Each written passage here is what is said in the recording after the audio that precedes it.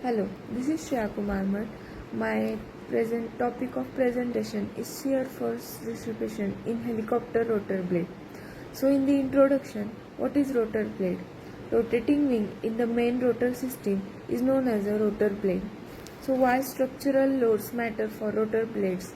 So loads like shear, bending and torsion. So today we are going to focus on the shear force distribution along with the blade span, how it arises and why it is important. So what is shear force in the blade? Shear force is the internal force parallel to the cross sectional that tends to slide one part of the blade past another. In rotor blade, shear arises due to aerodynamic loads, lift, drag, internal loads, centrifugal force and structural reactions. It acts along the span from the root to tip and it is cross section of the blade. Shear often accompanies bending movements. The bending causes internal shear disturbance. So in next page we can see source of loads on rotor blades.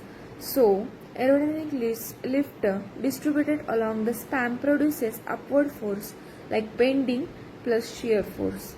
Centrifugal force due to the rotation acts outward along the blade span, producing axial loads but influences shear and bending.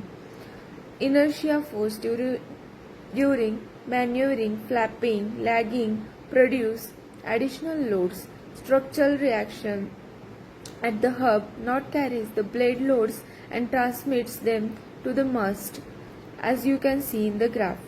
Typical shear force distribution along with the blade. The shear force is the highest at near the blade root and decreases towards the tip. Why? Why this happens? Because the root must carry all the loads accumulated from the tip inwards. The magnitude of the shear force QR at the spin-wise section is roughly the integral of distributed loads from the station to the tip. Design implication: root region experience the greatest internal shear stress, thus root must be structurally strongest. Relation between shear, bending and torsion. Shear force Q is related to bending moment via derivative in simple beam theory. Torsion, twisting also influences structural design and interact with the shear and bending, especially in composite blades. For rotor blades, combined loads mean design must check shear, bending, torsion and fatigue simultaneously, factor affecting shear distribution.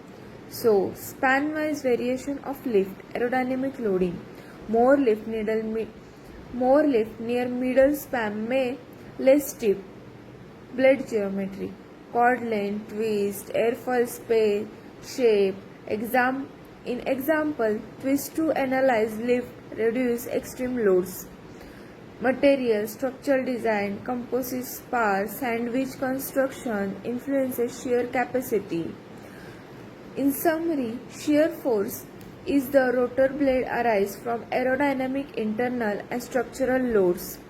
Shear distribution is highest at the root and decreases towards the tip. Understanding shear is a critical for blade structural design, material choice and fatigue life. Designers adopt geometry and material strategy to manage shear loads, twist, composite spar. Monitoring and maintenance are vital because high shear regions are prone to fatigue and damage. Thank you.